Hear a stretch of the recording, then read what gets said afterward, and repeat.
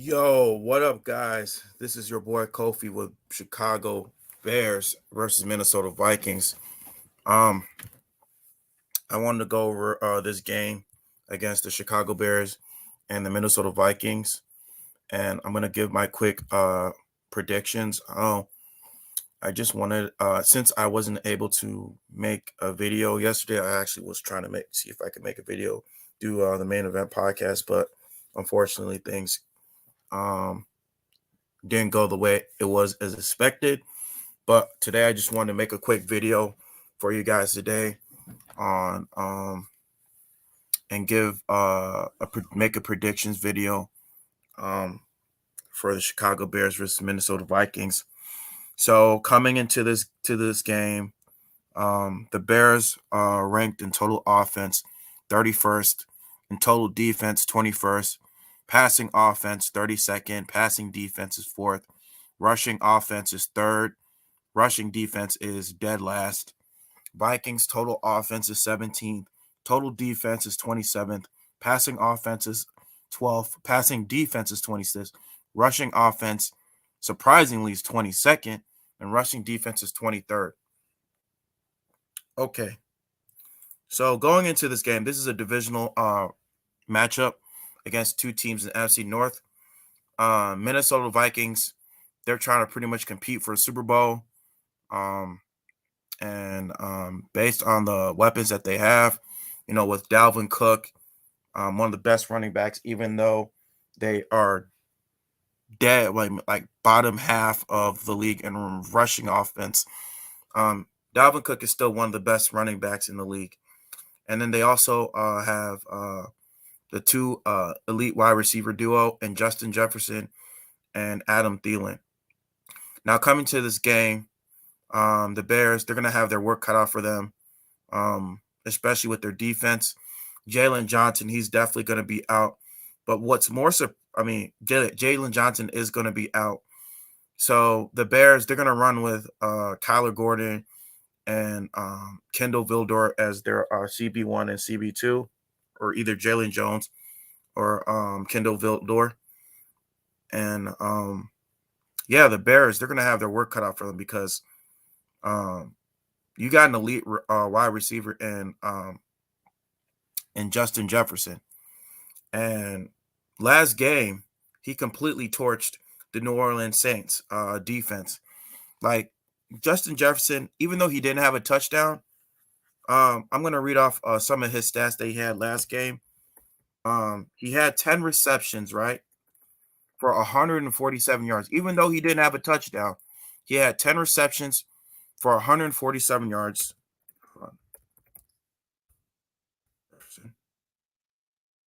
And he averaged 14.7 yards per receiving attempt. That's crazy. And Justin Jefferson, I mean, like he's at least top 3, maybe best running wide receiver in the league. He's having a phenomenal season. But the main thing that the Bears have to do is that they have to contain the run game, because most of their playbooks come from mostly play action plays, and that's through getting the run game going. And in order for their passing game to get going, they literally have to stop the run game. They have to stop Dalvin Cook, man. Even though Dalvin Cook, he's kind of having, a kind of pedestrian, season. I mean, he's still having a solid, pedestrian. It's pedestrian, but it's a solid season. Let's look at Dalvin Cook's numbers. So right now, I mean, in the regular season, he has 279 yards. Well, he's averaging 4.4 yards per carry, which is pretty good. One touchdown so far. But yeah, he's having a pretty solid season so far. But now that we don't have Akeem Hicks, our defensive line in the past, the defensive front line, they have to do whatever they can to contain um, Minnesota's run game, because the past couple weeks, well, the past 4 weeks, especially against Green Bay and the Giants, like the Bears, they've been giving up like over 180 yards per game. Like they've just been gashed completely. They've just been gashed completely by a lot of teams' run game, and they have to stop the Minnesota Vikings. So one of the keys in order to beat the Minnesota Vikings is that you have to stop the run game, and you have to force Kirk Cousins to throw the ball. You have to let him beat him with your arm. You got to make this team predictable. In order to beat this Minnesota Vikings team, you have to make them one-dimensional. You have to make Kirk Cousins be one-dimensional. And when you stop their run game, you run a zone defense against Kirk Cousins. And when you run that zone defense, you end up throwing off his game. And when you throw off his game, he's likely is going to be susceptible to throwing interceptions, because when it comes to running a zone defense against Kirk Cousins, he's not very efficient. He's not very good. And when you allow him to beat you solely on his arm and not by the run game, that's when Minnesota's in trouble. The second thing you got to do in order to beat the Minnesota Vikings is that you got to get Justin Fields going. The past couple weeks, Luke Getsy and this offense has been running very vanilla, very conservative, a conservative game plan. And I was just watching this New York Giants game, and it looks like they're about to win this game. They're about to beat the Packers 27-20. But you saw what they were doing. They were running a lot of wildcat plays because they know that Daniel Jones is not a really good passer. But the play calling, the way they're able to placate the play calling, the way they're able to scheme certain game plans to work to the strengths of their quarterback, a mediocre to a low-tier quarterback like Daniel Jones. Can you just imagine what type of quarterback Brian Daboll would do if he had Justin Fields on that New York Giants squad team? He will do wonders with Justin Fields. And so Luke Getsy, he has to scheme up game plans to get Justin Fields in a rhythm, whether it's throwing a bunch formation, a trips formation, a rub route. It doesn't matter. You have to do anything in your power to get Justin Fields into a rhythm in order to win this game. And another thing about getting him into rhythm, you have to scheme up short to intermediate passes. Whether it be in the flat, whether it be a slant route, you have to get him going into short to intermediate passes. And so when he has maybe 1 or 2 seconds, there's a guy that's open, boom, he'll throw it to him. When he's not open, if there's another read that's right of him, or there's another read inside the middle of the field, there's a guy that's open in the middle of the field, or in the right flat. Or like if they're running a fade route, there's a guy that's open, like right there. That's how quarterbacks like Tom Brady, Aaron Rodgers, elite quarterbacks are able to succeed, because they're able to scheme up game plans to get wide receivers open that quick, especially when it's coming off of a blitz. You got to take what the defense is going to give you. That's how you're going to win games. That's how you're going to win games. Key number 3. Third key is that you got to double team Justin Jefferson. You got to double team Justin Jefferson. Justin Jefferson, right, like I said, is one of the best wide receivers in the game.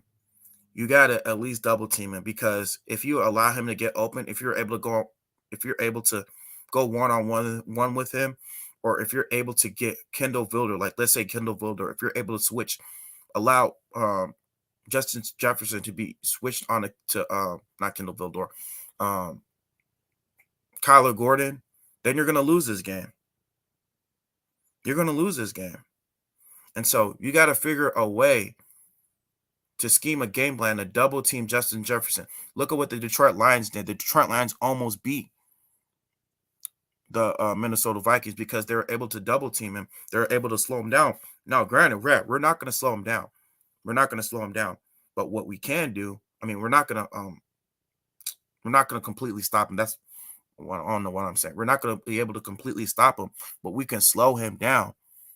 And in order to slow him down, you got to figure out a game plan to get him to double team and let other wide receivers beat your cornerbacks. I mean, I'm fine with that. I'm fine with Adam Thielen or KJ Osborne, beating our wide receivers, but I'm not good with our wide receivers getting torched by Justin Jefferson, because usually when Justin Jefferson has a good game, usually the Minnesota Vikings win, and you do not want him to have a good game. And so, yeah, those are my 3 keys if the Bears want to beat this team. Now, on to the predictions. I have the Bears losing 24-20. Yeah, I know a lot of Bears fans are not going to be happy with my predictions, but I've yet to see the Bears. I've yet to see them do anything in order to prove to me that their offense is a capable NFL offense. I mean, the past couple games, like look at this. Look at this. Look. Total offense 31st, total offense 31st, passing offense 32nd. That's horrible, man.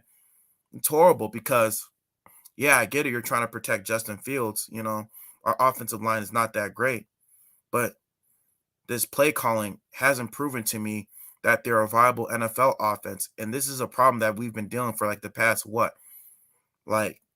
or 5 years. And Bears fans are tired. Bears fans are tired of seeing the same offense over and over again.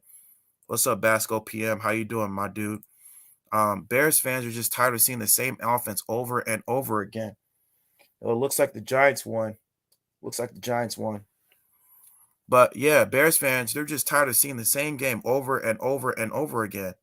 And until Luke Getsy is able to prove to me, until this Bears offense is able to prove to me that they can be a viable NFL offense, because literally the NFL is catering, especially in this modern day NFL, is catered for teams to score at least at a minimum 20 points. And the Bears have yet to show me that they can score, at least 20 or more points. But until then, I got the Vikings winning in a close one, 24-20. And I mean, hopefully I'm wrong, but I mean, Luke Getsy, you gotta prove to me, you gotta prove me wrong, because I mean, I know this is a young team, but I mean, I've already been on the bandwagon of trying to hire Brian Daboll, and you already saw that they beat the 27-20, 22. Look, they beat the vaunted Green Bay Packers, a good Super Bowl team, 27-22. Like, they've yet to prove to me that they can be a good offense. They have yet to prove to me that they can properly develop Justin Fields. Now, granted, I'm gonna give him enough time. I'm gonna give him some time. But you got to prove to me, and you got to prove to me that when you're going into the red zone, that you're gonna score, that you're gonna capitalize. Now, granted, they've done a really good job in moving the ball very effectively. Done a great job moving the ball very effectively. But when they get into the ends, when they get into the red zone, they run these very, very cute conservative play callings, play calling plays that they do, and then it ends up being a field goal. We don't need no field goals. We need touchdowns in this NFL. And like I said, the way the NFL is being played, it's being played to placate to the NFL offense. So, yeah, guys, I got the Minnesota Vikings winning. So let me know what your thoughts is on the comment section. And stay tuned for more videos. I'm gonna do probably a halftime report, and I'm gonna do a post game report on this game. But stay tuned, guys, for more videos. Whether the Bears go 1-16, whether they go 2-15, I'm still gonna be making videos. I don't care because I'm a Bears fan. I'm glad the Packers lost because they are tied with us still for the franchise with the most franchise wins in NFL history. Yeah, they tied with us, and that's unacceptable.